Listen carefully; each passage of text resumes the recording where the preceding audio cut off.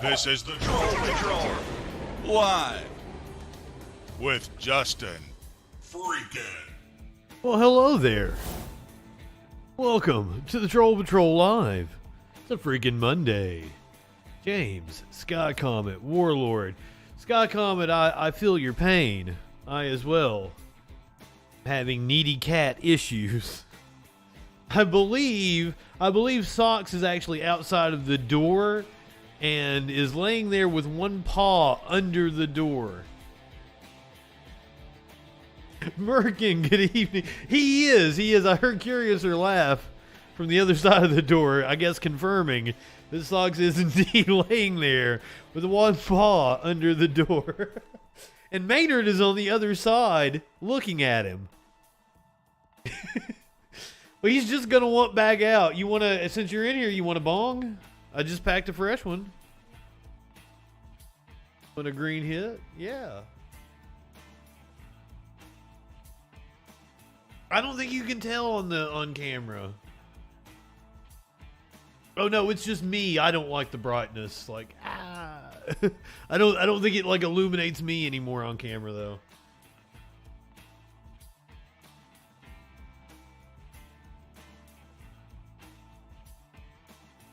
Freshly packed bong. I figured you'd enjoy that. Because you're not high enough for this shit. He was in there, I kept hearing the microwave. And I was like, is she microwaving the same thing for an hour? It kind of boggled my mind. It turns out it was this big ass bowl of frozen soup she was trying to defrost. Like, what is she microwaving over and over and over again? Anyway, good evening. Good evening. You know, well, if you say shit confidently, people will believe you. I see it over and over and over again on the internet. I watched this dude. He was like, this is a bottle of nut milk. This isn't actual milk. It like says nut milk on the thing. Like on the packaging, or oat milk, or whatever the fuck it was. Nut milk. I think nut milk is probably something a little different. Oh, that's what she said. But I'm like, this is one of the dumbest things I've ever heard. But he said it confidently, so of course it had thousands and thousands of shares. Oh. I'm not high enough for this shit. We got breaking news tonight. You've heard about the Trump Mar-a-Lago handling of classified document scandal. Get ready for the Biden Center handling of classified document scandal. Oh shit, reporting just in like the last hour or two about Biden being under investigation for his handling of classified documents. Sexual fucking anarchy. You live in sexual anarchy? Do you guys remember the woman that did the like the first Trump White House Correspondents' Dinner? Michelle God, what was Michelle Wolf? That's not her name. That's not her actual name. God, what was her name? She made fun of Sarah Huckabee Sanders' eye makeup. Like, well, at least she does a good smoky eye. But like, she had something in her set that night about like milk comes from nuts now. That cracked me up. Might have been Michelle Wolf. She got a show off of that, and then it got canceled like a year later. I felt sorry for her. I thought she was funny as fuck. But she has like a little bit of a grating voice. Her stand-up, fantastic. Yeah, we're going to talk about the House Rules package. Just passed within like 30, 40 minutes ago. Michelle Wolf, hell yeah. She kind of looked like Debbie Wasserman Schultz, but she was way funnier. Oh shit, you can't see it from my camera. Here, check this out. like a Kylie Jenner or somebody like that has on a shirt that says they don't build statues to critics, next to a headline that says Roger Ebert statue unveiled. I know, they're being wild. They're fucking needy as shit.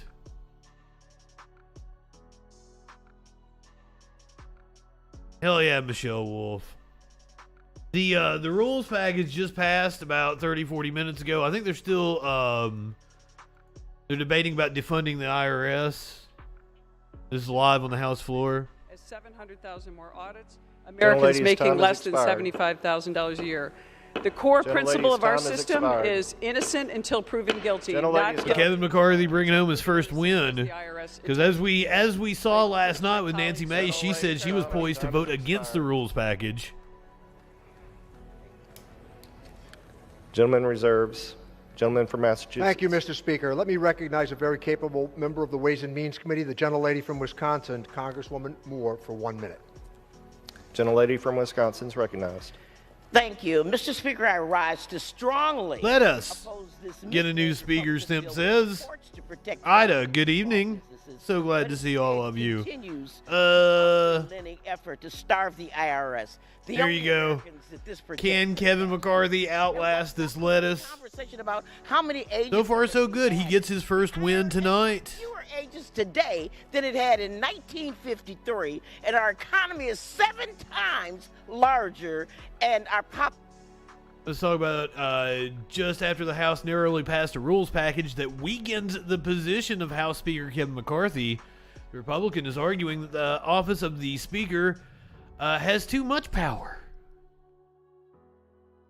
Kevin McCarthy tweeting out, Congress has been broken for a long time. Over the years, a concentration of power within the Speaker's office has kept lawmakers on the legislative sidelines. Lawmaking should be open to all members, not just a select few, so that the best ideas win.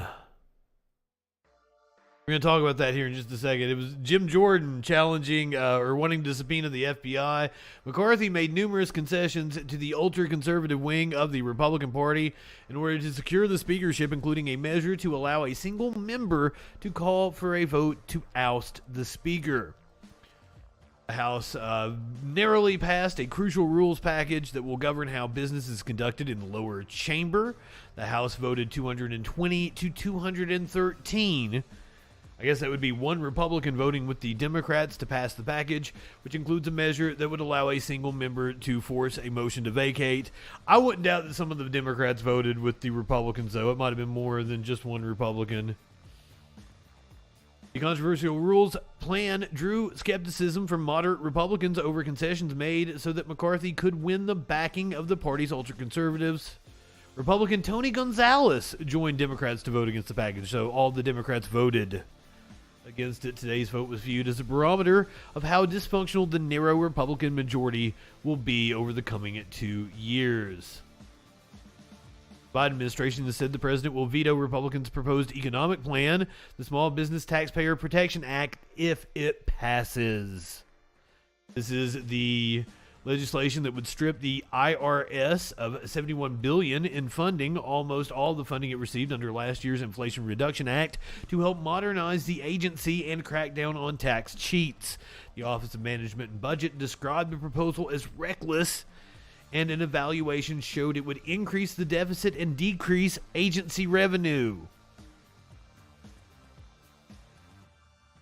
It would increase the deficit. God damn. Come on, man. That's what the CBO is scoring it as. The administration strongly opposes H.R. 23 to rescind certain balances made available to the Internal Revenue Service.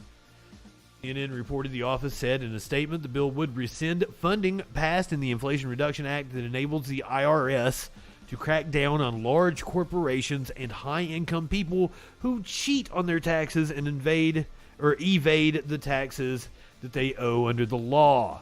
Fuzzy Simba, clinically. Good evening, my friends. That is what the House is currently debating. To roll back these efforts to fight inflation. So a vote against the motion to recommit that I'll offer is a vote against the Inflation Reduction. I have a hard time with math myself, though. You take your 33. Congressional Budget Office said this bill will add $114 billion to the national deficit. This is the first order of business. Gentleman's time has expired. Mr. Speaker, I do ask unanimous consent that this amendment be provided. Without objection. And the thing with eggs is wild because, like, beef is down, bacon is down, a lot of goods are down, but chicken products are up. Eggs way up. Chicken up. We're seeing a weird time right now. So let's talk about the rules package that the House just voted on. What it be doing? Find out what that rules package be doing. You're gonna have a what that news be doing emote soon if Twitch approves it. Who knows? Who knows what Twitch will approve? And the new GOP-led U.S. House of Representatives is facing its first hurdle, agreeing on and voting for a package of rules that will shape how they govern. In the rules package, a group of House Freedom Caucus members have negotiated their way into more powerful committee seats in exchange for their support of new House Speaker Kevin McCarthy.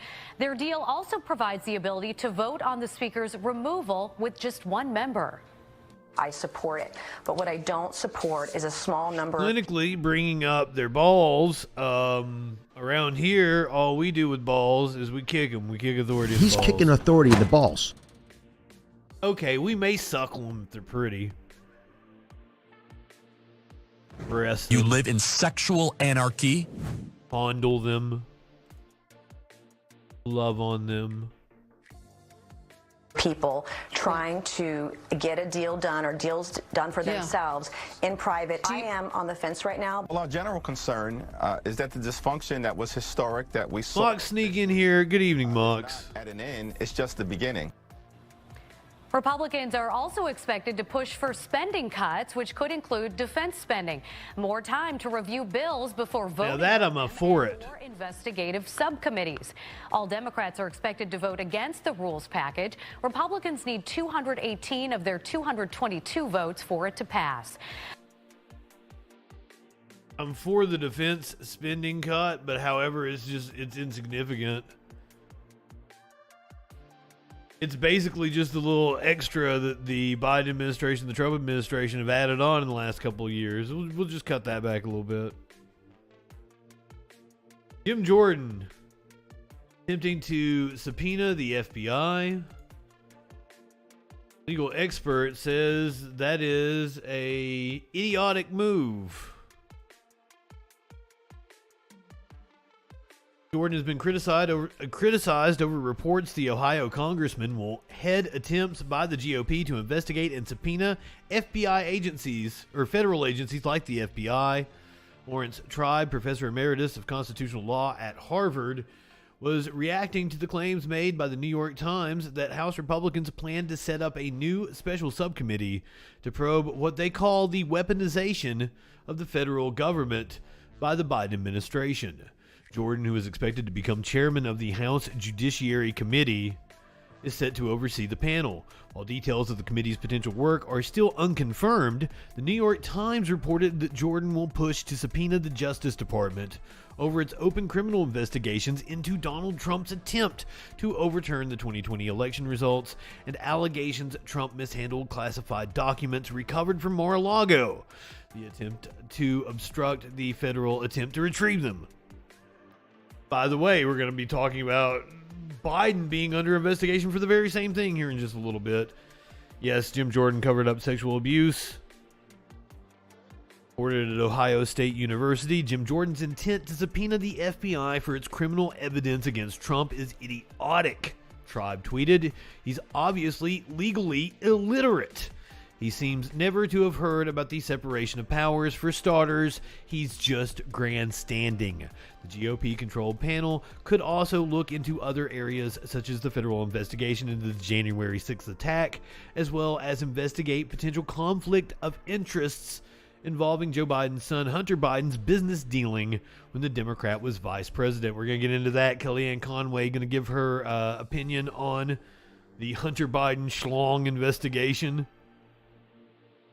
During his speech after finally getting enough votes to be Speaker of the House, Kevin McCarthy vowed that the GOP will set up committees to hold the swamp accountable, from the withdrawal of Afghanistan to the origins of COVID and to the weaponization of the FBI. Let me be clear, we will use the power of the purse and the power of the subpoena to get the job done. Come on, man. Didn't we hear not that long ago that the FBI probably wasn't, or the DOJ probably wasn't going to pursue those charges against Gates? That's why we haven't heard anything about it.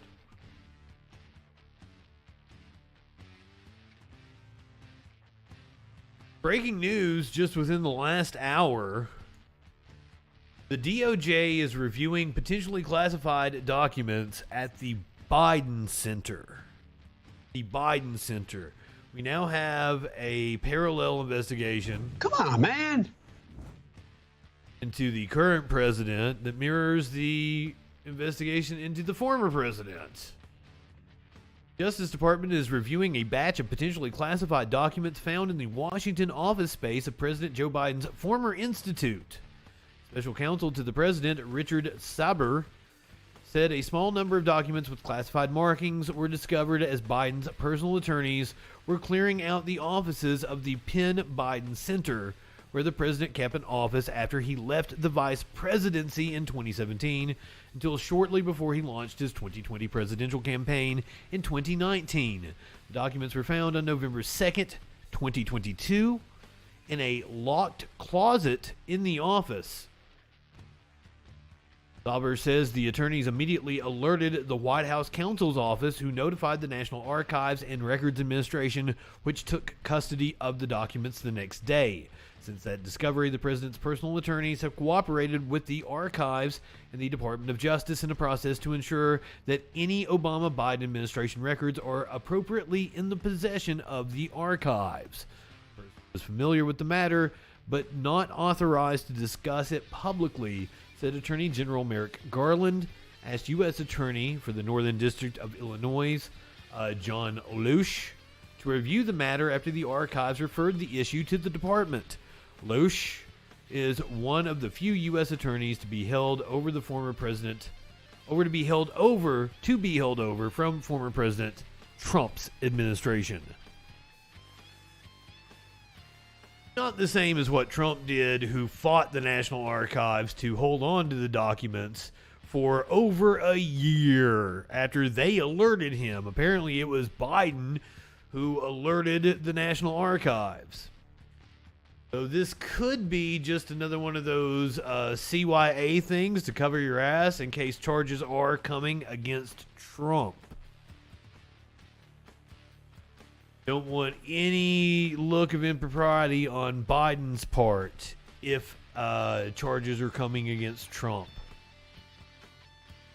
Kellyanne Conway, however, went on Fox News to detail what we might be seeing when it comes to Hunter Biden and investigations forthcoming. I'm not high enough for this shit. Kellyanne Conway, Fox News contributor, former senior counselor to President Trump, in focus. Good to see you. Well, you know what? I kind of want probably looks better out of focus, to be honest with you. Diana Priestley Harrison accusing Republicans of playing with people's lives and saying that Democrats are simply saving people's lives. Oh, the name of her show is The Faulkner Focus. So when she introduces the guest, she's like, and Kellyanne Conway is in focus. I kind of like it. As a broadcaster, I kind of like it. My apologies. I was still making a little jokey joke. Both of these women have some weird looks on their faces.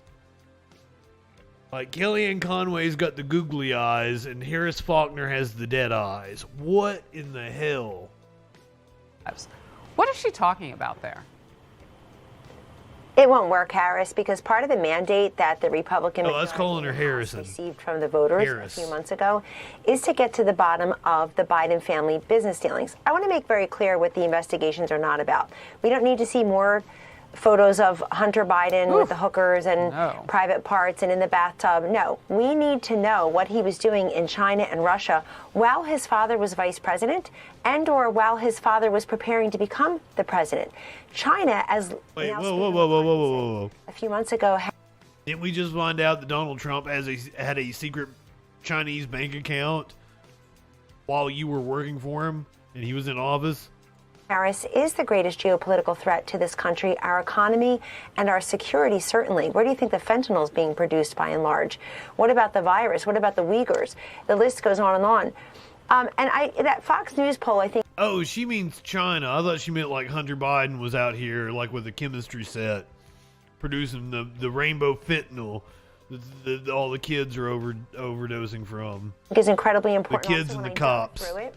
3 of the key groups Joe Biden would need to court to win a second term are very, very low in terms of people thinking that Joe Biden did, quote, nothing seriously wrong in the Hunter Biden scandals. 27% of independents, 28% of Hispanics, and 33% of suburban women only think that he's done, quote, nothing wrong. And then also, you said bipartisan support. I'm going to throw in there's tripartisan support for these investigations. The vast majority of independents, 3 out of 4 independents, also say, please investigate this. I think that's incredibly important. And last thing about this, or is that pan-partisan support? As you'll recall, you'll fuck anybody on the spectrum under a cloud of a lot of controversy. But the disinformation... I'd vote for Hunter Biden. I'd vote for Hunter over Joe. You can't look the country in the eye and say the border is secure while we watch 4.5 million people come over it, and you have the president doing a drive-by after they've cleared out all the migrants for his viewing pleasure. So Americans want transparency and accountability, and they're going to get that from this House. You know... she's saying that Biden did a drive-by. Let me show you. Apparently, Greg Abbott handed this letter to Biden when he went down to the border earlier today. I think he was there last night. He met with Governor Abbott earlier today.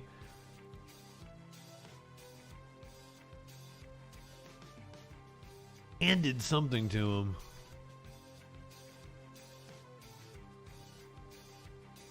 We didn't start the fire, Warlord. Oh, fuck you, Newsweek. I didn't want to watch your video anyway. A video of Texas Governor Greg Abbott handing President Joe Biden a letter demanding swift action on the situation at the southern border on Sunday has gone viral. Since it's gone viral, we have to watch it, right? I knew it was down here in the tweet. Processing facility as well as a port of entry. I believe it's hard to see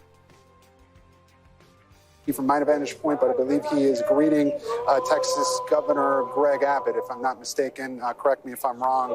There's some glare on the monitor that I'm looking at right now. But again, those live pictures. So President Biden actually looked at the letter. This is something that his administration says it has been working on now since that influx of migrants especially came to the El Paso area within the last month or so. In mid-December, El Paso officials saying they were seeing up to 2,500 migrants a day come into this area. The White House now says that has dropped about 70% since mid-December, and they announced a series of policy proposals processing.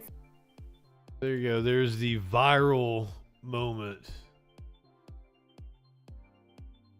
Sunday's visit was Biden's first to the border since he became president in January of 2021. It came only days after the president announced new measures to meet the recent surge in immigration at the U.S.-Mexico border, which angered both migrant advocates and those asking for harsher measures at the border. That's what I don't understand. Is like they're going to continue to attack him no matter what he does. So why not actually do what the migrant advocates, the people who are working in immigration, are actually asking for? Thursday, January 5th, Biden said that the U.S. will immediately begin expelling Cubans, Haitians, and Nicaraguans. Did I say that correctly?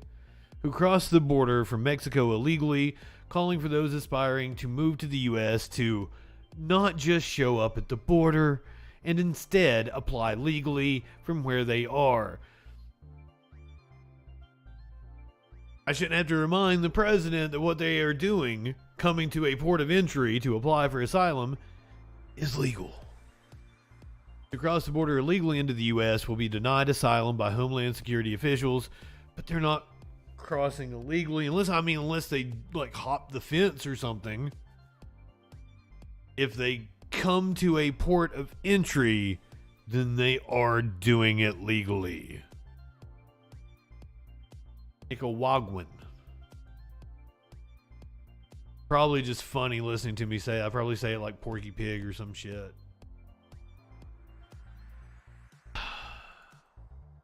Congress only really getting to work today, but Marjorie Taylor Greene wasting no time proposing her signature proposal calling for Joe Biden to be impeached. 118th Congress may only be a day old, but one of its most vocal members is already trying to impeach President Joe Biden. Come on, man. Impeach Hunter Biden. In a post on former President Donald Trump's Truth Social platform, Representative Marjorie Taylor Greene, a Georgia Republican, posted it was time to impeach Biden. Department of Homeland Security Secretary Alejandro Mayorkas over their handling of the situation at the U.S.-Mexico border, hinting at a possible future move by House Republicans who plan to launch investigation into the crisis later in Congress. Don't worry, MTG had her own little fight today with somebody else. The rhetoric over impeachment is nothing new for the GOP lawmaker. During the 117th Congress, Greene sponsored bills seeking the impeachment of Biden and U.S. Attorney General Merrick Garland for a number of alleged transgressions that include using the White House to improperly persecute Trump and for endangering, compromising, and undermining the energy security of the United States.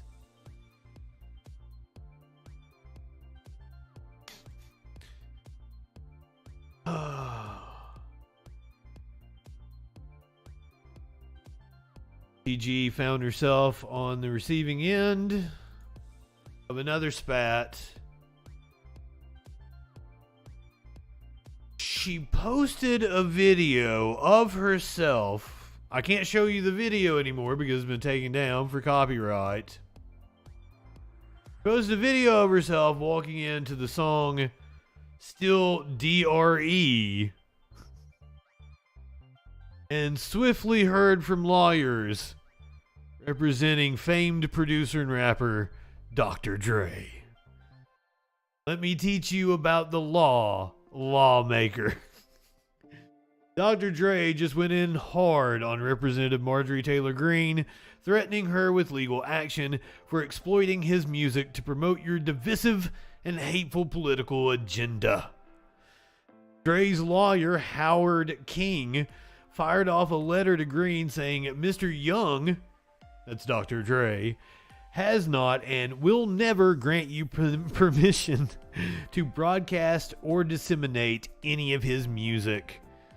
Greene posted a video of her walking to the House floor Monday using Dre's song Still DRE.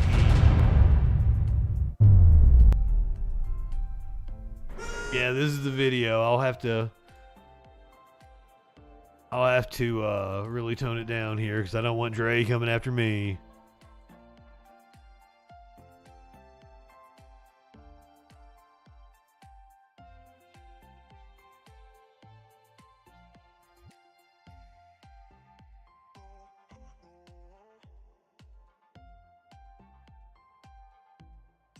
Oh shit, my speakers are still... I was like wondering where that was coming from. I turned it down. Oh shit.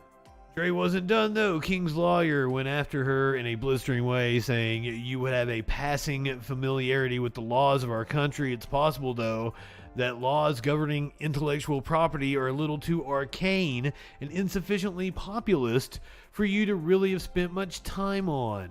You can see that the video has been taken down. Here's the thing is I think she missed an opportunity that if she had had a rapper rapping over the beat saying it's the MTG instead of the DRE, then it would be parody and it falls within fair use. So if she just, like, I think it's right there. Still MTG. It's right there for you. And then it would have been parody and you wouldn't have had any, like, legal repercussions whatsoever, ma'am.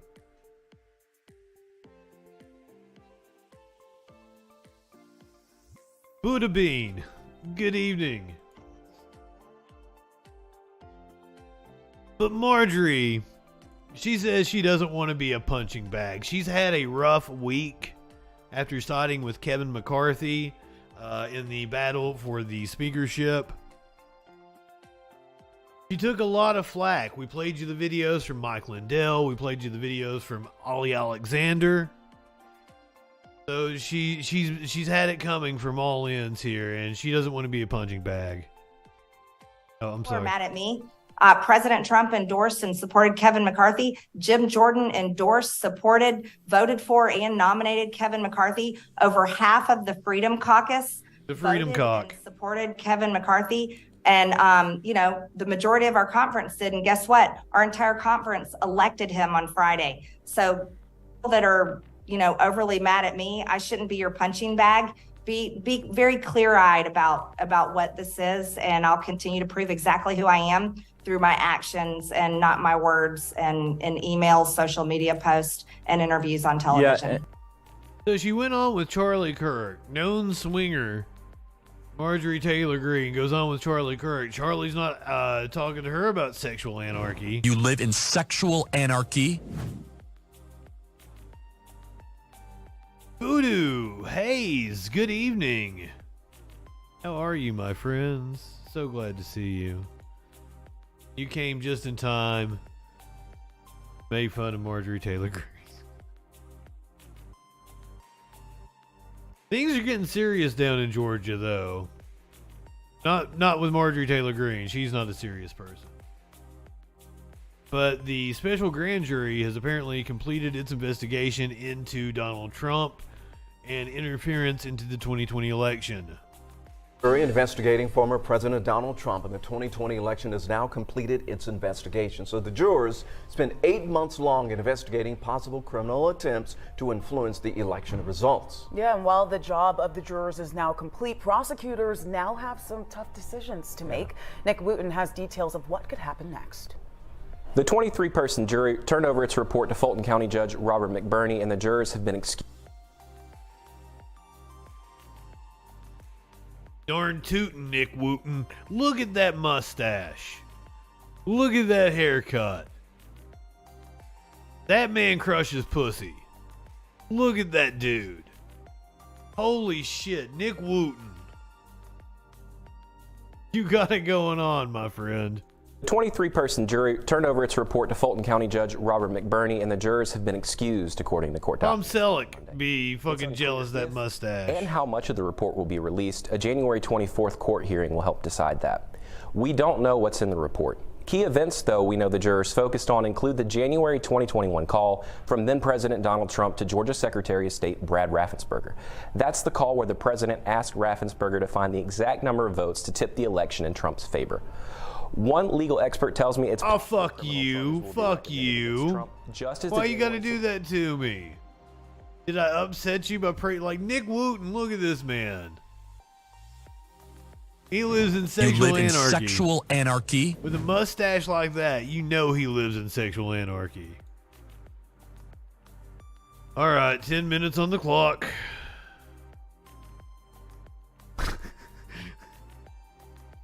But then you take my 75% chance of winning and then add 66 and 2/3%. I got 141 and 2/3 chance of winning. I got 131 and 2/3% chance of winning this no profanity challenge. Committee in Congress did after its investigation. The special purpose grand jury here in Fulton County may be asking very different questions, and so there may be overlap in what we learn from... Are mustaches... okay, hold on. Are mustaches in right now or something? Is that a thing? Like, I've commented on numerous people's mustaches.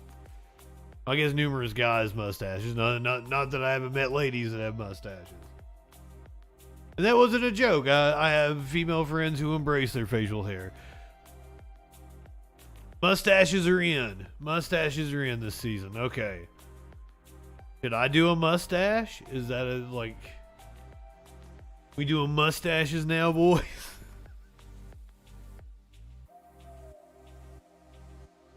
Oh, shit. Ah, fuck. I fucked it up. You take your 33 and a third chance, minus my 25% chance, and you got an 8 and a third chance of winning. I got a 66 and 2/3% chance of doing a mustache. I can't pull it off. I don't look good with a mustache. It's probably like the only facial hair I've never done. Because I've over the years, while I've stuck to the Fu Manchu pretty religiously, I've mixed it up. I've done about everything. But they may be coming from a different angle for a very different reason. Not thumb enough for a mustache. And so that's important for folks to understand. Legal experts tell 11 Alive attorneys for Trump allies will fight to keep this report private. Experts say the report likely recommends charges against Trump, but a special grand jury can't indict. To seek criminal charges, District Attorney Fonnie Willis will now need to go to... What do you think he looks like without that mustache? You guys want to find out? Should I Photoshop? Let's find out what he looks like without that mustache. I'll do it.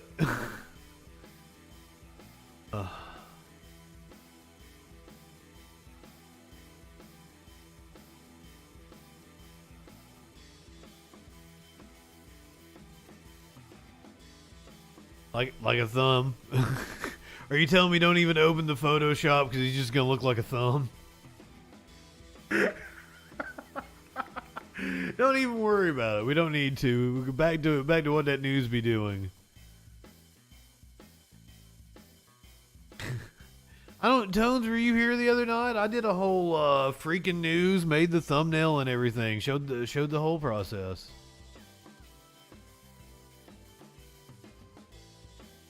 During one of the effing around streams.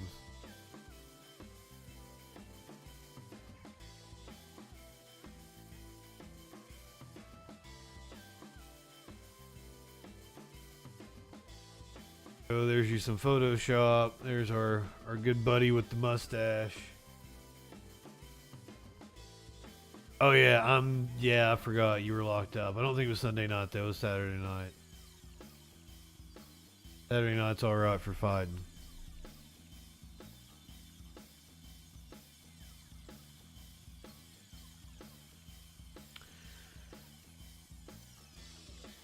It's a Photoshop. It's just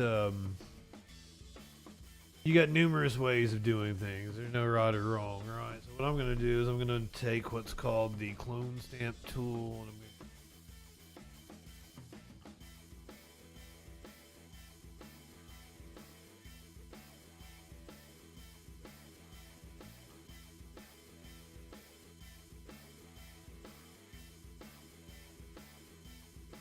this is the clone stamp tool. I'm going to get it.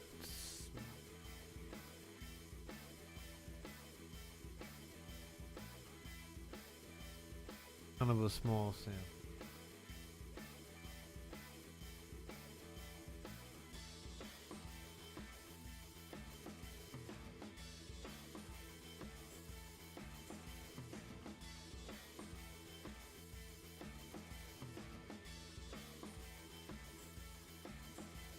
How good do you want me to make this look?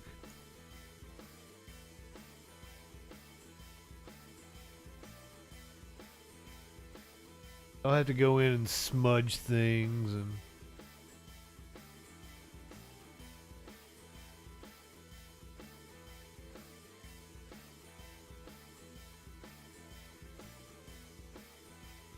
Yeah, that's good stuff. That's good stuff.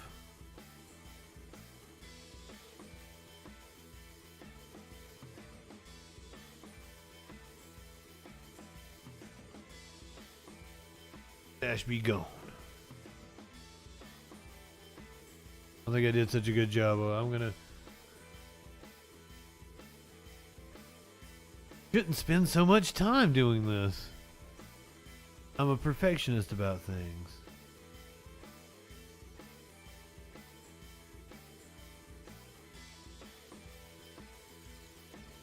Gotta make it look good when you're taking a man's mustache.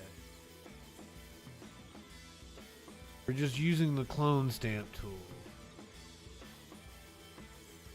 Take different parts of his face here. And just try to match the skin tone.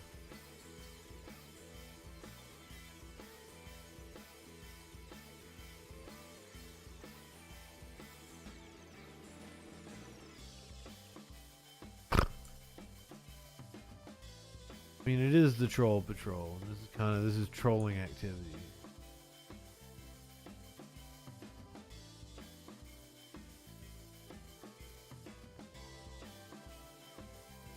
Now, under his nose is kind of an issue, right? Because what does it's a little more shadowed.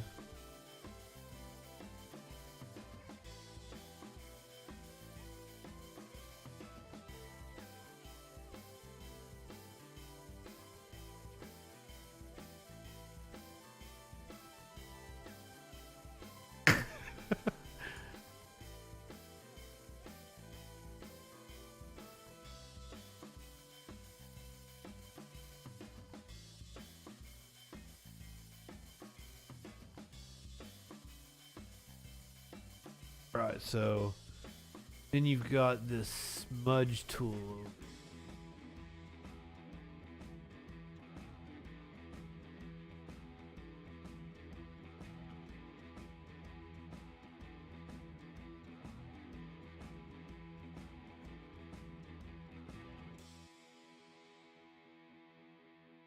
It'll blend it in a little bit, right? Blend in the tones. I can't see.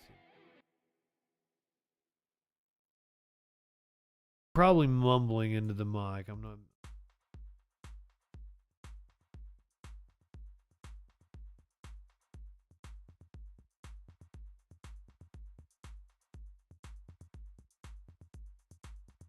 Looks like he's got a chocolate milk mustache now. I missed a little section now. I totally see it right above his lip. All in all, not a bad job. Give him a touch of vanilla.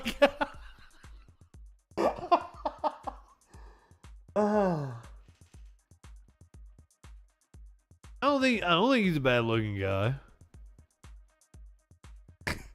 The mustache definitely helps though. He's got kind of a baby face without the mustache. I chose a screenshot where he's like he's got his lips looking like a butthole.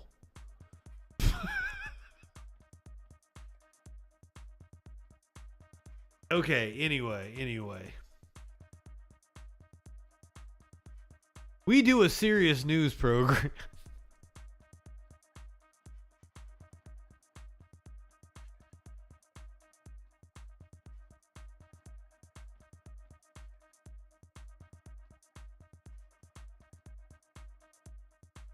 Oh, were we not finished with you? To a regular grand jury. And right now we have okay. an in-depth look at what comes next. What were we even talking about? Oh, Trump. Yeah, Trump. Trump is going to argue tomorrow that the president shouldn't be allowed to be sued for defamation. Trump is headed to court on Tuesday to argue that presidents can't be sued for defamation. Defamation lawsuit against former President Donald Trump will be heard by the District of Columbia Court of Appeals on Tuesday, and while the case stems from a rape allegation, what's at stake is whether presidents can be sued for comments they make in office. The case concerns longtime Elle Advice columnist E. Jean Carroll's rape allegation against Trump and his subsequent denials. In June of 2019, Carroll wrote in an essay for New York Magazine that Trump forced himself on her in a dressing room at Bergdorf Goodman in the mid-1990s. Is that a restaurant? A law firm?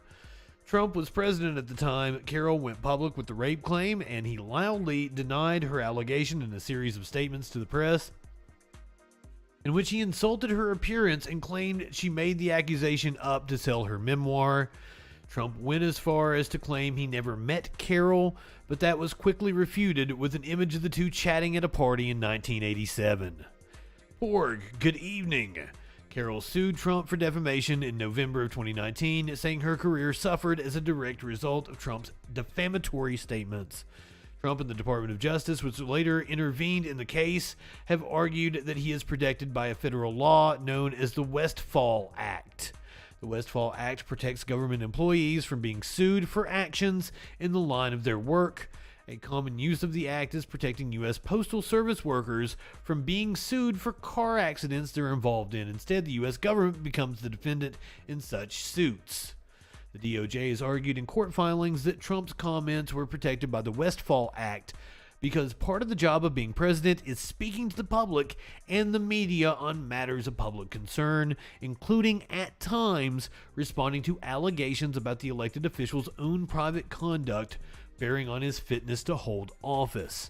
Carroll's legal team has countered that Trump acted with private motives and not in furtherance of any official federal purpose or function in seeking to punish and humiliate Carroll for revealing his decades-old crime. I might be biased, but I think I might have to side with them on that one. Sounds like the right thing.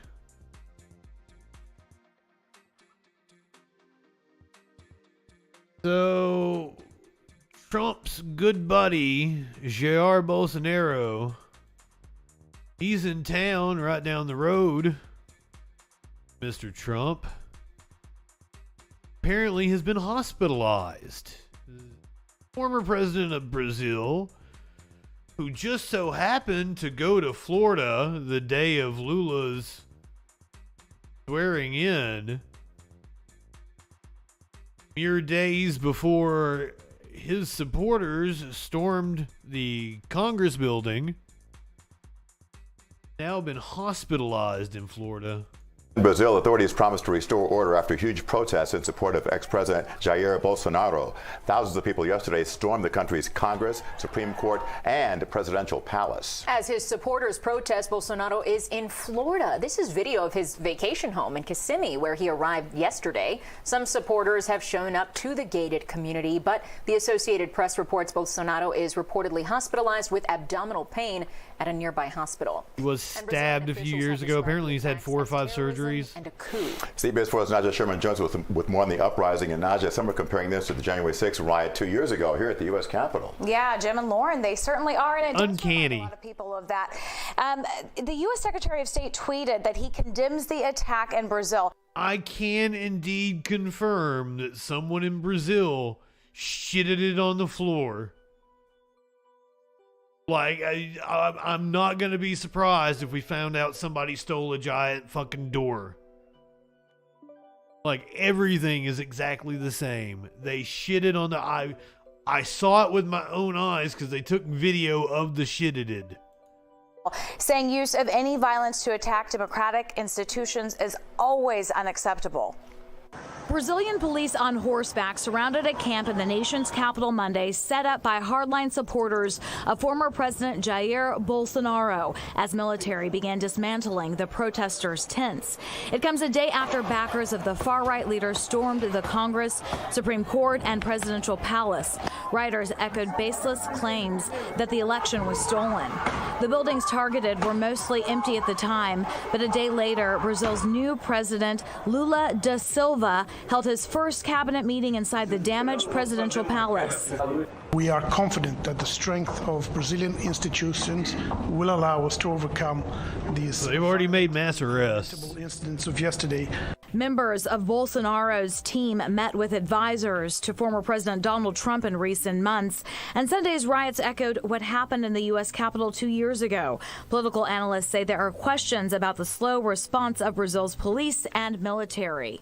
A lot suggests that given the pro-Bolsonaro sentiment and anti-democratic sentiment in the armed forces and the police, that the security apparatus may have actually helped the protesters to attack the building yesterday in the Capitol. Some U.S. Democratic lawmakers are calling for Bolsonaro to be sent back to Brazil. Also seems a little deja vu. Any official request from the Brazilian government. National Security Advisor Jake Sullivan told reporters today that if the White House received a request regarding Bolsonaro, the Biden administration would take it seriously. Oh yeah, let's hear from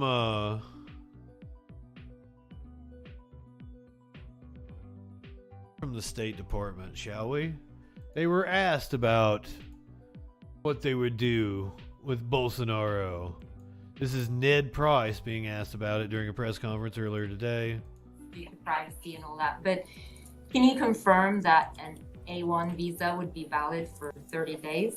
And would an A1 visa assigned to anyone, head of state, would automatically become void if that person, that individual, is no longer a head of state?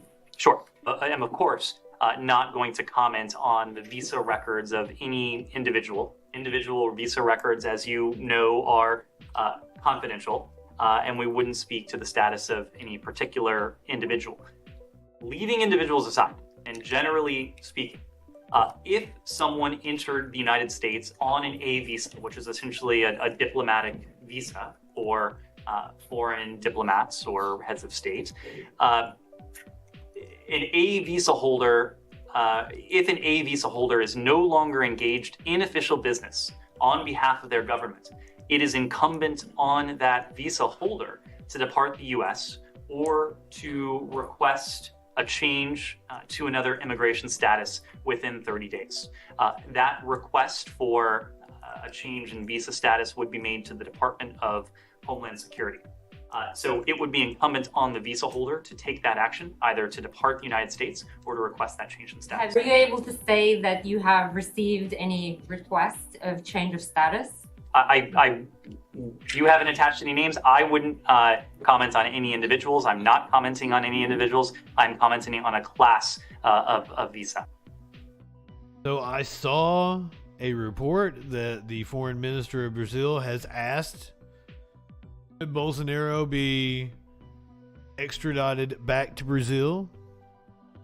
I cannot confirm that. I tried to look that up real fast.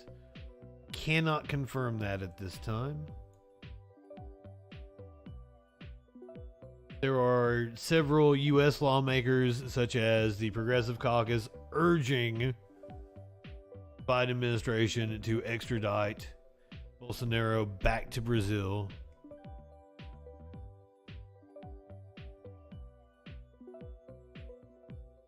The A1 visa may only apply to actual heads of state, which he is not anymore. So that is an issue. That's what that reporter was asking about. Here are busloads of Bolsonaro supporters being transported to jail.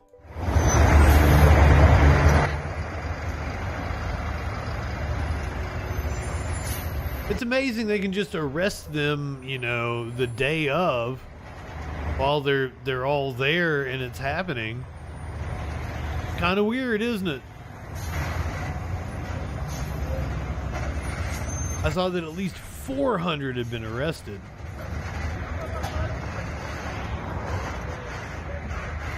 They were questioning them in a detention center to determine what charges were appropriate.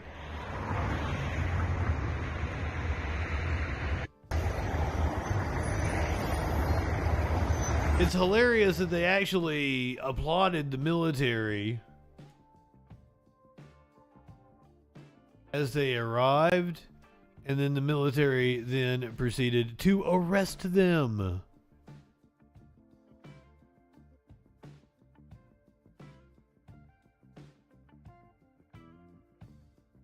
According to this report, you can only call for the extradition of someone who responds to a criminal process, and Bolsonaro is not in that situation. Yeah. Okay, so fair enough. He is not currently in a criminal situation. That makes sense.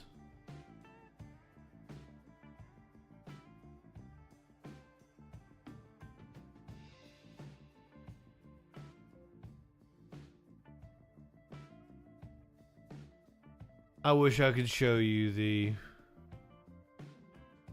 I can't show you the shit. There's actually video of the shit.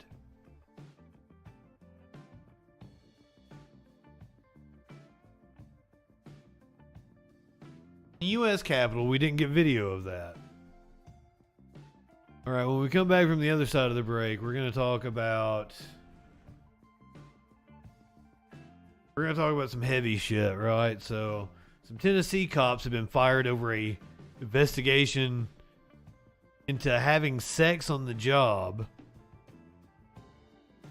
Husband is a suspect in a missing wife and mother case. Grammy Award winner was killed in a shooting. Nashville police. Supreme Court has sided with a death row inmate in Texas. This is wild. Apparently the details of the case will keep you on the edge of your seat. Christian Walker has responded to allegations made by a campaign staffer from his dad's campaign that Matt Schlapp of the Conservative Political Action Committee, the CPAC fucking group, Matt Schlapp sexually assaulted a male staffer. We're going to hear what Christian Walker has to say about that. Ben Shapiro is going to do some math for us. You take your 33 and a third chance minus my 25% chance, and you got an 8 and a third chance of winning. If you aren't subbed on the Twitch, you're going to get the Twitch commercials. If you are subbed on the Twitch, I'm going to get a little more high. We'll see you in just a couple minutes. Hey, peoples. What's going on, my friends? I made the 10 minutes and I didn't even realize it.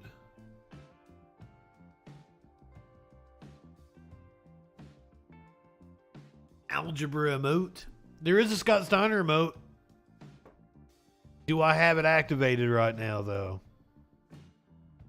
I don't think I do. You guys got to help me get bigger. I'll give you more emotes. Like the bigger your channel gets, the more emote slots you get. I have a bunch of them that are pending approval right now. Don't slap that ass. I was listening to, I think it might have been Anna Kasparian and Ben Glebe on TYT were doing that story. And Ben Glebe made a joke about the acronym CPAC, and I fell out of my fucking chair. He's so fucking funny. I love that dude. I don't remember what the joke is, and I wouldn't want to butcher it, but it had me dying.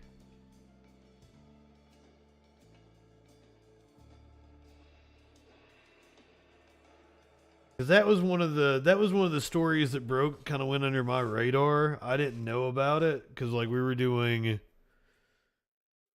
the Speaker of the House coverage, and I was streaming that the whole fucking.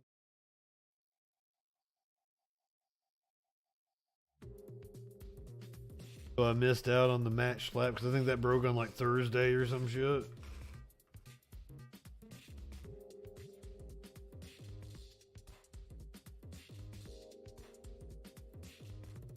There's audio of the victim, but I don't think I want to play it. I don't know if it's in the story. We'll listen to Christian Walker talk about it, though, because apparently he's got some first-hand knowledge.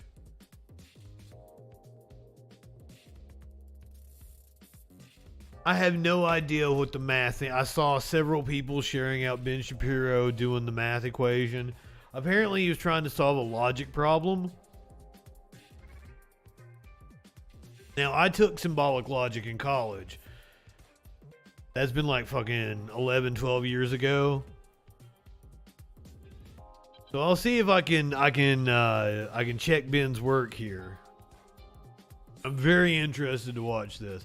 I loved the logic class, right? So you get these like crazy ass problems, and you have rules. You have rules. You know what shit means, and then you solve these weird ass equations. And like on the test, like everybody failed the test, but they were graded on the curve. So we all, I don't even know, is it on the curve or is it on the curve? It's on the curve, right? It's a curve. The grading curve, not the curb. You don't grade out there, you don't go out and sit on the curb and grade.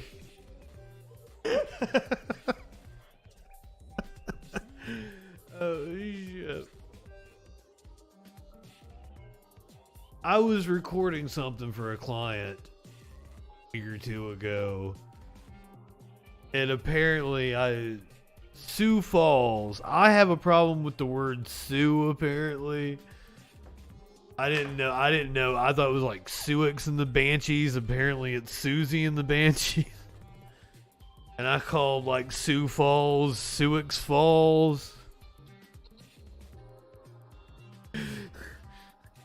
Curiouser corrected me, but like I didn't give a shit enough to go back and like, 'cause I was like, it was hours of recording I had to do for this like automated system, and it was a hell of a lot of trouble to go back and re-record things. So I didn't care enough. They didn't ask me to re-record it. I think it was AI training is what it was. If I had to guess, the way the recording was, I was doing AI training.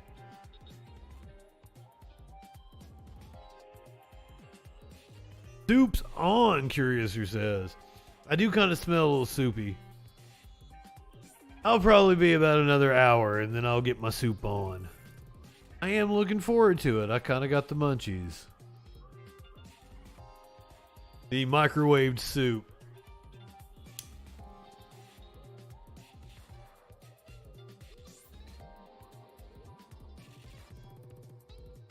I wish.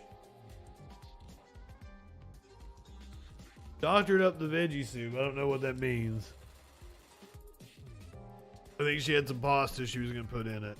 If I heard correctly while I was getting ready.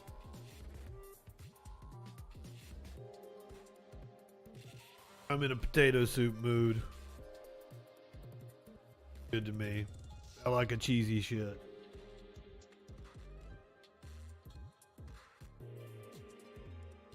You don't got parents, I can't. What? That's a joke that went over my head or something. I don't know.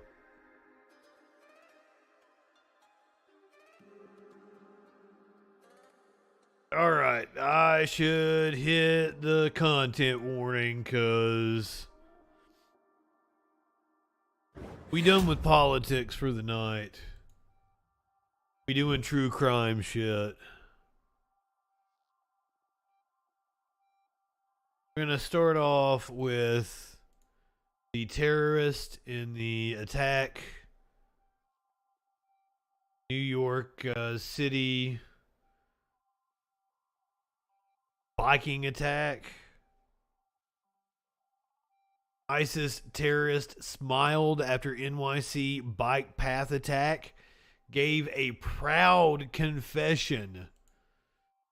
A content warning, graphic content. Mater, good evening.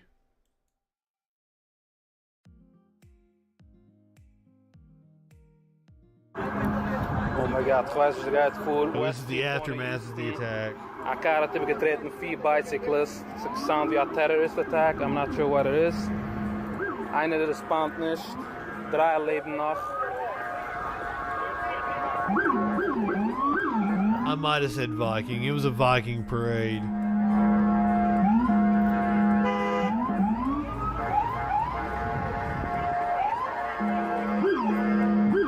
I think this is this phone. Aftermath of the attack, the terrorist who allegedly killed 8 people by ramming into them with a truck on a lower Manhattan bike path smiled at the thought of his murderous rampage while giving a proud confession to an FBI agent soon after the 2017 attack, a federal prosecutor said at the start of his trial on Monday. Teyfulo Sapov, 34, repeatedly proclaimed his support for ISIS after the attack, including to an FBI agent who is set to testify at his terrorism trial in Manhattan federal court. He smiled at the memory of his attack and asked for an ISIS flag to hang in his hospital room. The prosecutor described the horror that unfolded that Halloween afternoon after Sapov, an immigrant from Uzbekistan, indiscriminately mowed down pedestrians and cyclists after mounting the bike path from the West Side Highway in a rented truck. It was a scene of destruction and horror. Mangled bicycles covered the path. The riders, human beings, lay unconscious or dead. Survivors staggered around wounded and dazed, searching for family and friends. That is a picture of him. Apparently, right after the attack, he got out of the rented truck. This is the start of his trial, Mater. That's why this is newly released details and pictures from the scene. Prosecutors allege Sapov started following ISIS 3 years prior to the attack and carried it out in order to become a soldier in a failed caliphate. Evidence at the trial, which is expected to take a number of months, will show Sapov publicly expressed his devotion to the terror group. These sketches from inside the courtroom.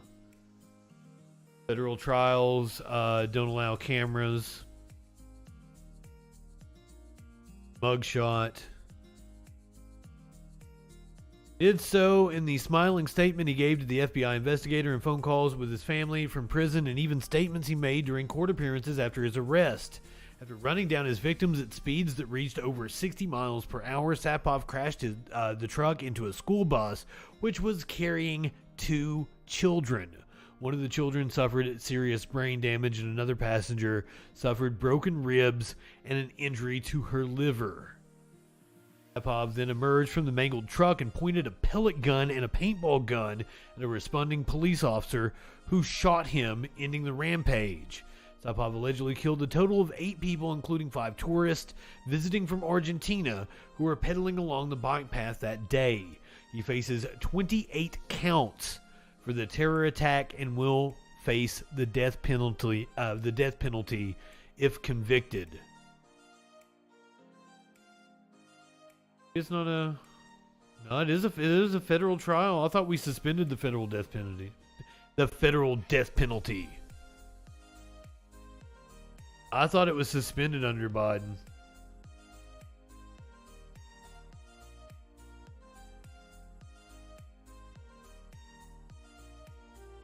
Fair enough, that is probably what he wants, to be a martyr for the cause. He probably thought he was going to die that day.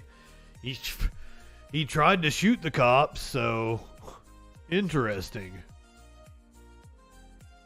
Girls18.xyz. So glad to have you here. Thank you for being a freaking follower. We know you live in sexual anarchy. You live in sexual anarchy? Maynard's not impressed. Speaking of hot girls in your city, 5 Laverne officers fired amid a sex investigation. Is that Vern? Vergadnia? Am I saying it right? Maybe we'll find out here in the local news hit. Tonight at 10, 5 Laverne police officers have been fired and 3 more suspended after an investigation into multiple sexual events within the evening shift. Tonight, we've obtained a 20-page report from the city after a public records request detailing officers having sex while on duty, workplace violence, and a Girls Gone Wild party on a boat. Our Brendan Tierney joins us at the city's police department to break down the details from that 20-page report. Brendan. Marius, the firings and suspensions come after a nearly month-long investigation here at the Laverne Police Department that uncovered multiple officers having sex with each other while on duty and on city property. Well, at least they were having sex with each other and they weren't raping fucking inmates. They weren't extorting prostitutes. A shocking investigation finding sexual relationships, sending explicit photos, and open marriages involving Laverne police officers. That's kind of cool. Yeah, that we know of, Voodoo. SMV, through an open records request, says it all hot pig orgies. You live in sexual anarchy? Centered around Officer Megan Hall, who was given the department's Community Service Award just back in August. The report said, gives new meaning to the Community Service Award now, doesn't it? Holy shit. As Hall had unreported sexual relationships with 6 other officers, some of which happened while at work. The report also mentions a Girls Gone Wild type party on the houseboat of Laverne FOP President Eric Statz. A city spokesperson confirmed the report in a statement, but said, quote, additional details cannot be released at this time due to the ongoing investigation. The report obtained by WSMV says Hall and all of the men admitted to the relationships. Another officer also admitted to workplace violence for choking a staff member who was sitting at her desk. And I talked with the FOP president earlier this evening before we got a copy of the report. He said that none of the officers involved wanted to talk with us on camera for this story. He also... Oh, I bet they didn't want to talk with you. Well, other than the violence, I don't really have a problem with anything that was going on. It's kind of hypocritical. Also said that he's going to wait for the entire investigation to be complete. Probably shouldn't be doing that shit at work. Any appeals on their behalf. Reporting live in Laverne, Brendan Tierney, WSMV4. Marius? The swinging's pretty hot. Oh, hold on, there's a little more here. Matters. Laverne's police department only has 60 people, so 5 officers fired, 3 suspended means more than 10% of the department staff was removed from duty this week. If you want to read more about this and some of the actions of the officers, on our website and in the free news You live in app. sexual anarchy? Yeah, the Community Service Award cracks me up. She was fucking 5 of the cops, and they awarded her the Community Service Award. Not that, like, I am not kink shaming at all. I think, like, I'm into the swinging and everything. The cops probably shouldn't be doing it, and the workplace violence is an issue.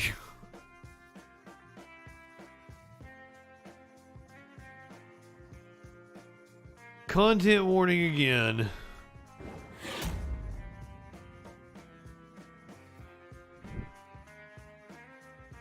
Going to Massachusetts. Speaking of Massachusetts, wow, Lenny. Holy shit. That was kind of freaky timing there.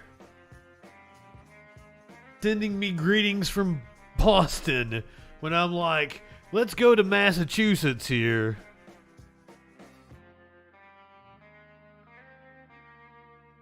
Have you heard about this one, Lenny?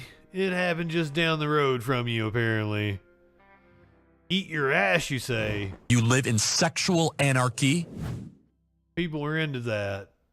They were eating some ass at the Laverne Police Department that we just covered. Lenny, you missed the story about the female officer who was fucking 6 other officers on the force and got the community service award. It's been the story of the night thus far.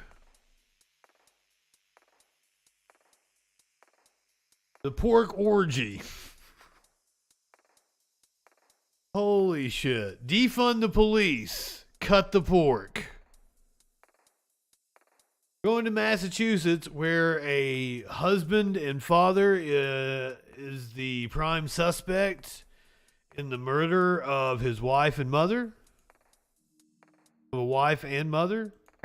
She hasn't been seen since New Year's Day. ABC's Christy Aletto has the story. New video shows police south of Boston arresting the husband of Anna Walsh, the mother of 3 not seen in more than a week. Authorities accuse her husband, Brian Walsh, of misleading the investigation into his wife's disappearance. Investigators also impounded Brian Walsh's SUV, only saying additional facts may or may Eating not be ass is de-escalation training. The judge this morning. Police say a family member last saw Anna Walsh in her Cohasset home in the early morning hours of January 1st. She reportedly planned to take a rideshare vehicle to the airport for a flight to Washington, D.C. for work. But police say she never boarded any flight, and they cannot confirm she ever took the rideshare. The cell phone has been off since around the first of the year. And again, that's one of the investigative leads that we're tracking down. Before Brian Walsh's arrest, investigators searched the family's home this weekend, looking in a shed, even draining the backyard pool, clearing debris in their search for clues. But this morning, no sign of Anna. Do you think there's an ending to this story?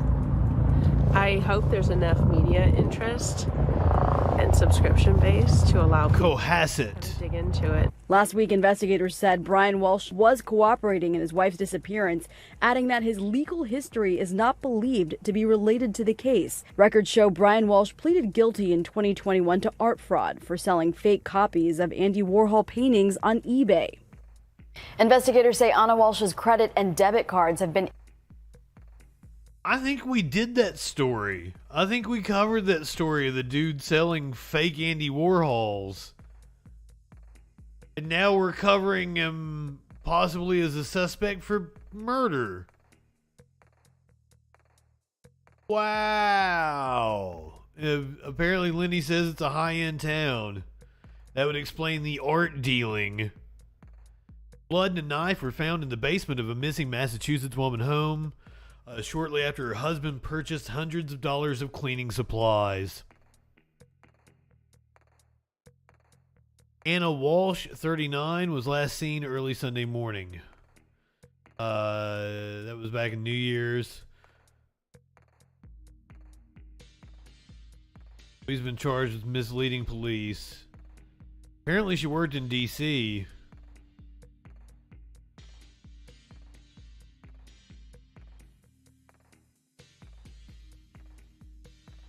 Friend said Walsh commutes to Washington during the week for work at real estate company Tishman Speyer, a job she started last year. She's active on social media, but friends say those accounts went silent on New Year's.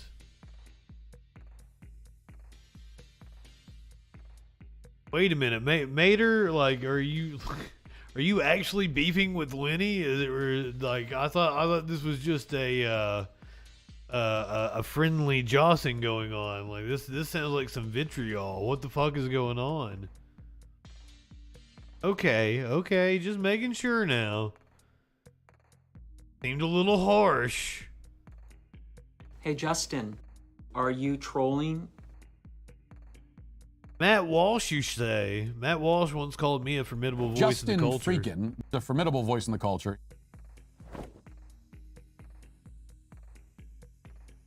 We're going to hear from Matt Walsh's buddy, Ben Shapiro, here in a little bit. A Grammy Award winner who was wanted for kidnapping, killed in a shootout with Nashville cops. Tonight at 10, a 4-time Grammy-winning sound engineer is dead after being shot by a SWAT team at his Hermitage home. Now we're getting our first look at the body camera footage from that deadly raid. The man shot and killed has been identified as Mark Capps, and his death comes after he held his wife and stepdaughter at gunpoint this morning. Our Marissa Sulik was at the scene this evening. She joins us now to break down the video and tell us more about Mark Capps. Hold on, did I give you a content warning for that one? Because apparently this is a fucked up situation. 4-time Grammy Award-winning sound engineer held his wife and daughter at gunpoint. Well, Capps worked with some really big names. You might know them. It's Big and Rich, Alabama, Blake Shelton, Vince Gill, and many more. Metro Police confirmed his brother passed away. Phone lines are open, my friend. His wife and stepdaughter The chuds are ran welcome. for their lives after being held captive. Show me your hand! Show me your hand! Less than a second after that verbal command to Mark Capps, a Metro Police SWAT officer fired his weapon. Nick Lance, a music industry colleague and neighbor to Capps, remembered how they first met. I was out mowing the lawn. He came over and introduced himself. He was real friendly, and we talked about working in the same industry, and he was just seemed like a normal, friendly guy when I met him. A friendly guy who police say woke his wife and stepdaughter up at 3 this morning, holding them at gunpoint. They were brought into a family Degeneracy. room. He threatened them, said that if they called anyone, he would kill them. They say Capps threw stuff and had other firearms in the house. It wasn't until he fell asleep they were able to run. Metro Police said the wife and stepdaughter drove to the Hermitage precinct, reported what happened, and said they feared him. Police issued 2 aggravated kidnapping warrants, 2 aggravated assault warrants, and sent a SWAT team to the home. As the SWAT members were on the front porch area of the home, he actually came to the door, opened the door with gun in hand. Police say the gun posed an imminent threat to officers. They asked Capps to drop it, and less than a second later, they shot and killed him. Shattered glass. Well, you can't tell him to drop it and then shoot him immediately after. I investigate a man many in Nashville knew. He's worked with a lot of really cool people, and yeah, it's just crazy. Now, Metro Police say that there were cameras on the outside of the home. They also say that may have allowed him to see the SWAT officers before he encountered them. And as for the wife and stepdaughter, they are safe tonight at Metro Police Family Safety Center. Tracy Marius. I feel like the police acted too quickly there. No, Lenny's super cool. I don't know why you're beefing with Lenny over here. Don't beef with Lenny. Be all cool here. There's no chud energy going on. It's all chill. No chud, all chill. No chud, all chill. We might have to put that on a t-shirt or some shit. I don't know, Lenny. I don't know what the beef is.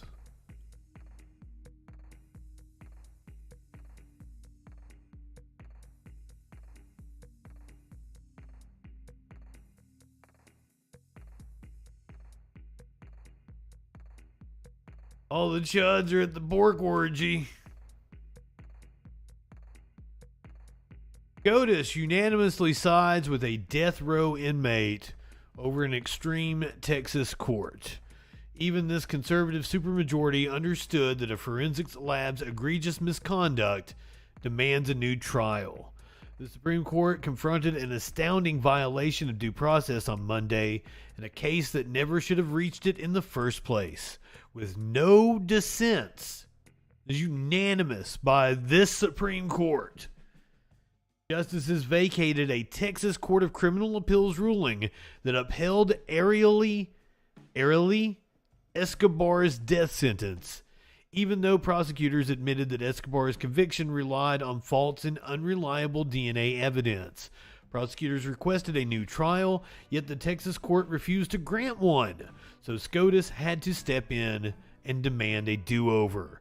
It's really no surprise that all Republican justices of the Texas court thought that they could get away with this abdication of their most basic duties After all, SCOTUS's conservative supermajority has consistently upheld capital sentences in the face of shocking, unrefuted evidence that they violated the Constitution. So long as this bloc takes a rigidly hostile position towards defendants in every capital case, lower courts will continue to push the limits, greenlighting executions that are both unconstitutional and unconscionable. The fact that Escobar's case the facts of Escobar's case offer a disturbing glimpse into how prosecutors' relentless drive for a conviction overrides the search for truth. It began with a gruesome, tragic sexual assault and murder of a 17-year-old in 2009. The victim was found alone, stabbed to death and covered in blood, with no signs of forced entry. There were no eyewitnesses. Police identified Escobar as a person of interest after his ex-girlfriend claimed that she had called him repeatedly around the time of the crime and heard sexual noises followed by screaming. The morning of the murder, Escobar arrived at his mother's house injured with blood on his clothes, saying he had gotten into a fight. Prosecutors indicated indicted Escobar and sent evidence to the Austin Police Department's DNA laboratory. The lawyers later told the jury that this evidence strongly implicated Escobar. The suspect could not be excluded as a match to DNA found on the victim's doorknob lock, the state attorneys declared. Moreover, the victim could not be excluded as a match to DNA found on Escobar's shoes, jeans, and shirt. The state's case fell apart in 2016. The Texas Forensics Science Commission found that APD's DNA lab had engaged in egregious, systematic misconduct. Inadequate training and oversight of analysts led to continual cross-contamination of evidence and misinterpretation of results. The analysts constantly violated scientific best practices and twisted their work to implicate a particular suspect.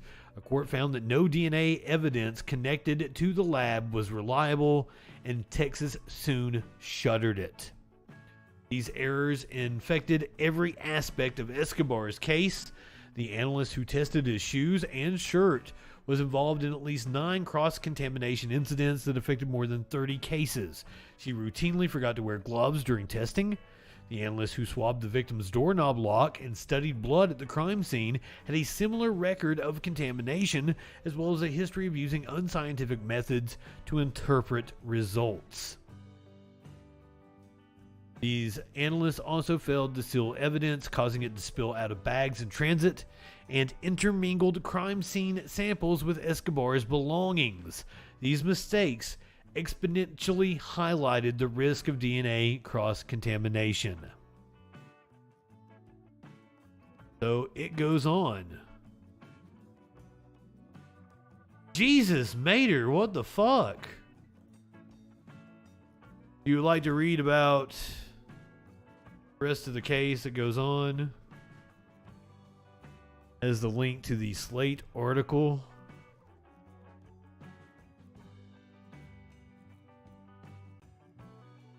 Why you beefing, Mater? Acting like somebody been groping you or some shit. Speaking of groping, this is not a joking matter. This is not a fucking joking matter. Content warning on this one.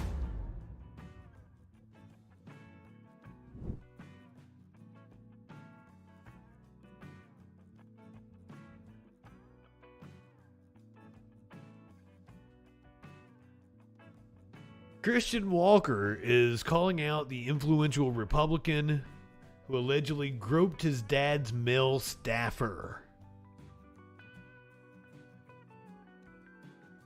Christian Walker, the gay son of failed GOP Senate candidate and retired NFL player Herschel Walker, has called on influential Republican Matt Schlapp to resign as the lead organizer for the far-right Conservative Political Action Committee, CPAC, after Schlapp's alleged sexual misconduct with a male staffer. Let's hear what Christian Walker has to say. Y'all have heard the news by now, but I want to go over everything. Matt Schlapp, head of CPAC, big family values, conservative guy, married to a woman. They have 5 children together. Took one of my dad's campaign staffers out for drinks when he was helping my dad on the campaign trail. Took one of my dad's staffers out for drinks. The staffer had been chauffeuring Matt around, all excited, I'll go to drinks. This guy's big in conservative politics. It's going to help my career. And when the staffer was dropping Matt off at his hotel. Thank you, Christian, for pointing out the power dynamics of the situation. The based take. Matt reached over, inappropriately grabbed the staffer, but here's the kicker. The staffer is a man married to a woman! Oh! The son of Herschel Walker, the failed Georgia Senate candidate. And then when they get to the hotel, Matt Schlapp invites the staffer up to his hotel room. The staffer immediately told the campaign, texted Matt, that made me very uncomfortable. That was horrible. Go over to the next slide. We got to finish this story up. 1 second. Matt pulls a typical predator move, texts the guy back when the guy's not answering his calls. He texts him, if you can find it in your heart to give me a call, because Matt knows he's been caught now. So when he's on campaign trips away from his wife and children, he's trying to hook up with men. Ridiculous. This is insane. Typical predator preys on this poor little staffer who's just trying to work his way up in Republican politics. Typical Republican who is part of this conservative outlet pushing bigotry and hatred, is out here wanting to play tiddlywinks with the staffer. Then gets assaulted by one of the top guys in the industry. Ridiculous. Family values? You need to cling to your wife and your children. Whoa. This guy needs to resign from CPAC, lose his contributorship deals. This is horrible behavior. This is a horrible representation. Oh, don't get slapped by the schlap. Don't get slapped by the schlap. Maybe there's hope for this kid after all.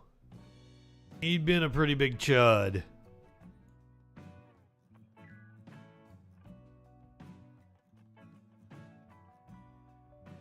Maybe there's hope for him.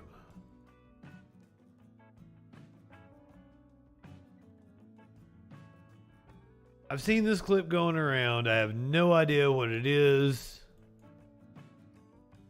Apparently, Ben Shapiro attempts to do math. Or maybe he's doing logic. I don't know which is it. Like, logic looks like math problems, but they're not exactly math problems. If it's math, I got no clue what's going on. You take your 30-30 and a third chance, minus my 25% chance, and you got an 8 and a third chance of winning. If it's logic, it's been a few years, but I might be able to dust off my memory. I've smoked a lot of pot since then.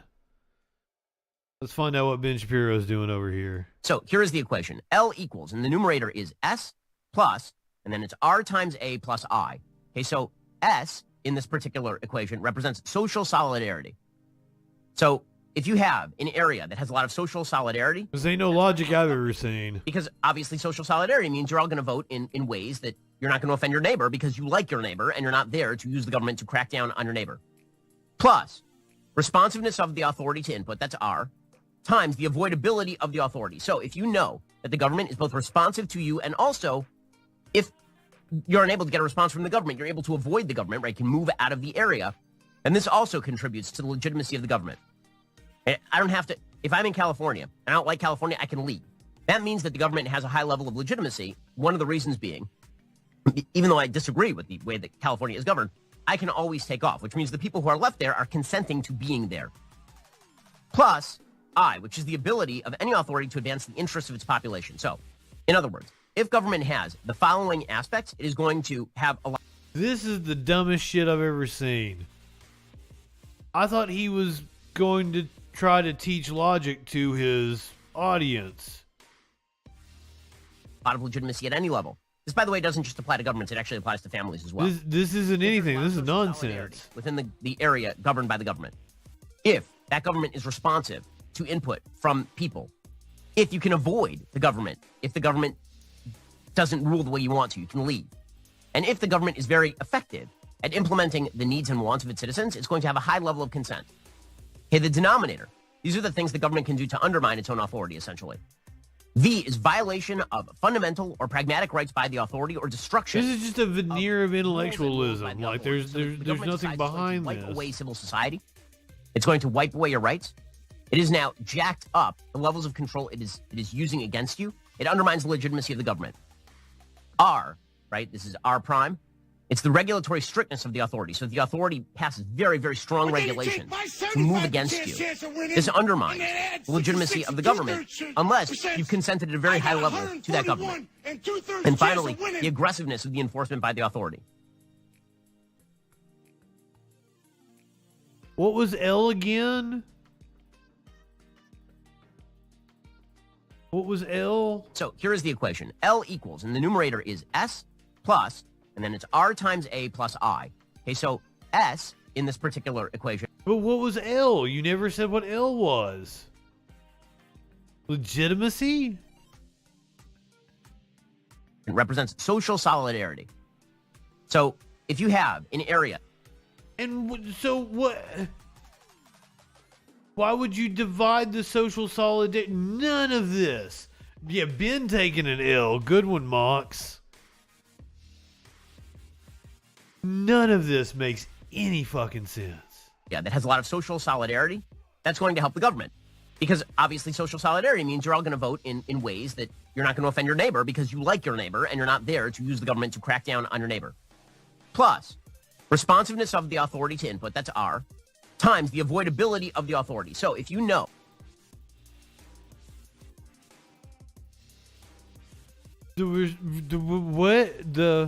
R times the avoidability of the authority. So plus responsiveness of the authority to input, that's R. The responsiveness of the authority to input. We're talking about like a nation state or something, right? Times the avoidability of the authority. So if you know that the government is both responsive to you and also if you're unable to get a response from the government, you're able to avoid the government, right? Can move out of the area. And this also contributes to the legitimacy of the government.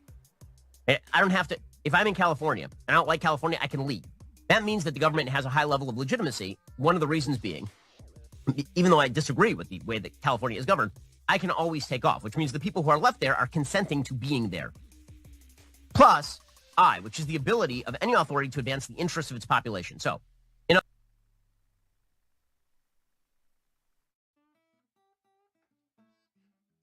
So you divide the social cohesion, the responsiveness of authority, which you're timesing by its ability to stay the fuck out of your business. I'm still fucking confused. I can't remember what everything. This is like fucking playing Simon. I can't remember what everything is beforehand. In other words. And what was L again?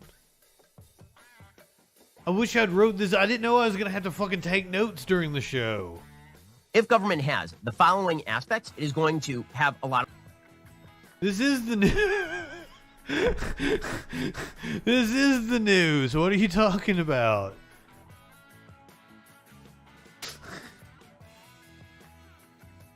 We're past the hard news. Yeah, I have no, like, voodoo. No idea. A lot of legitimacy at any level. This, by the way, we're trying to break down the equation. Families as well.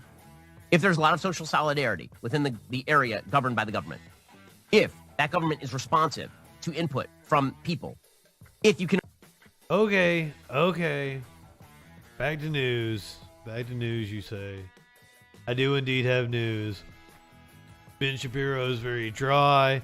California, however, is the opposite. It is fucking flooding. Ben Shapiro's wife is dry. Jason Hoffman, he is the Public Information Officer for Santa Cruz County. Jason, thanks so much for joining us. What are the most serious issues you're seeing right now in your area? As you were talking and discussing, it's flooding. I mean, we saw we have evacuation Surfing orders, USA, goddamn. different parts of the county, not just along the San Lorenzo River.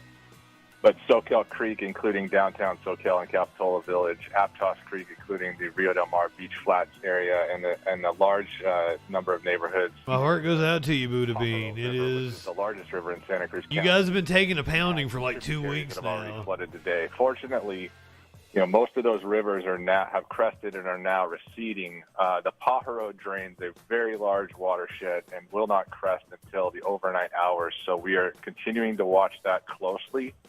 I would expect we'll likely see some repopulation orders later today, but that area may be behind some of the other areas in the county where we've seen such significant impacts today. We've also seen a number of road impacts throughout the county.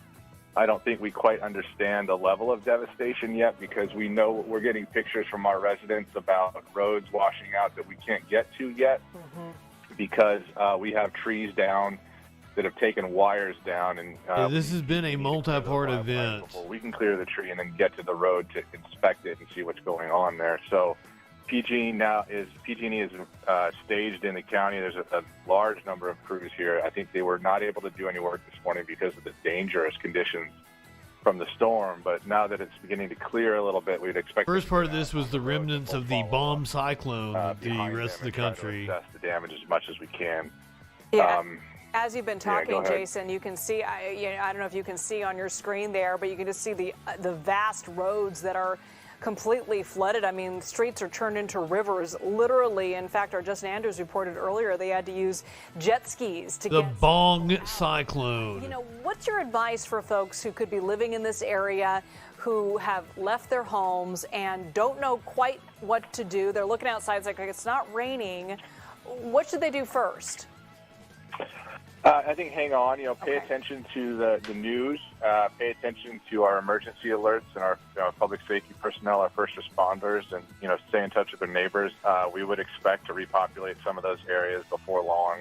Unfortunately, my advice to them is to repopulate again, because you live in sexual anarchy. Since about New Year's Eve, a series of storms blow through here, and this was probably the worst one, but it's by no means the last. We're likely only halfway done. We've got another 7 to 10 days of rain, including a pretty big band coming through overnight into the morning hours. So there's a possibility that this could happen again. Our rivers in Santa Cruz County, because we have this steep mountain range that faces the ocean and just takes the full brunt of these weather systems, the effect is almost like a water balloon hitting the mountains and just dropping a wall of water down these creeks and rivers. So they're very flashy. They go up very fast. They do go down very fast. We're starting to see that. Oh, no, something the reporter said. Something the reporter said sounded sexual. It can be a very urgent situation, so we need everybody to be ready and pay attention to the media, to the emergency alerts that are coming out from first responders, and to what their neighbors are doing. And it sounds like it's such a gorgeous area too. I'm sure when the water's not there. It's expected to get here about sometime tomorrow morning. How much can you get done in this brief break in terms of cleanup, in terms of mitigating maybe future damage because of these storms? We'll do what we can. We try to prioritize, urgent situations after the last round of storms. I know we had a bunch of woody debris that was accumulating in creeks and creek beds. We have a lot of them here in Santa Cruz County, and that can be a dangerous situation because we have neighborhoods like Lampico is one of them where we went into the creek up there and cleared out a large mess of root Tadpole, good evening. That had clogged the creek. It could have undermined the road, and all those people would have been trapped. So we're going to have to get back out on the roads and start checking out those creek beds and clear any blockages that may lead to an emergency situation that's going to wipe out public infrastructure and cut off people's access. So those are really our high priorities, is just to get the county ready to do it again, unfortunately, we're trying to minimize the impact, knowing we can't really completely take them off the table. Sure. All right, you got a lot to do.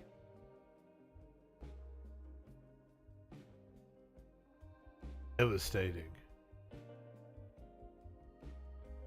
People of California are not the only people who are wet right now. This cat is wet. Oh, you blocked the kitty. I'll have to go back here.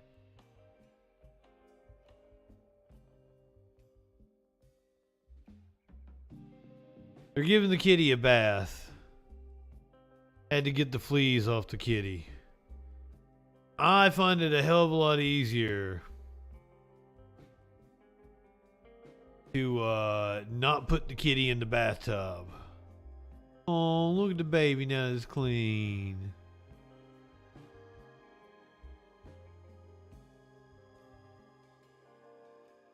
Yeah, not having that. And here's the thing.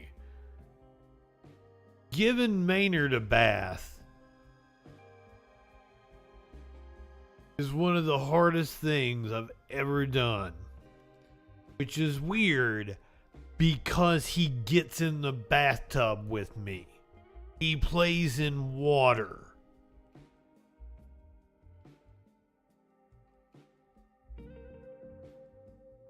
But you try to give him a bath, and oh my God, he'll eat your ass up.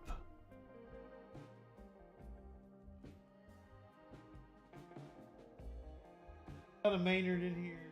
Got in here. You want to see somebody?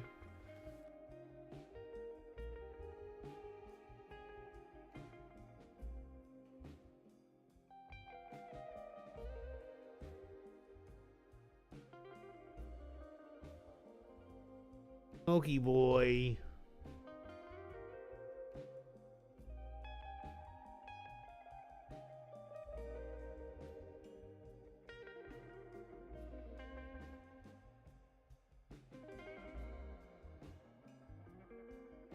I'm gonna have some soup. I'm really looking forward to the soup fixed up in there. Somebody pick a channel to raid for me. I don't feel like opening Twitch up.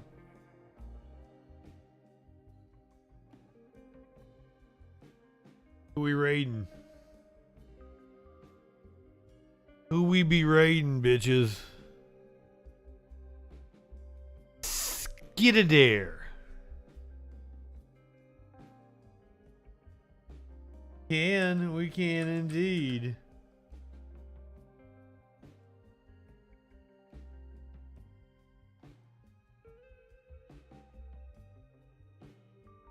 I totally would have done Carpe. Alright,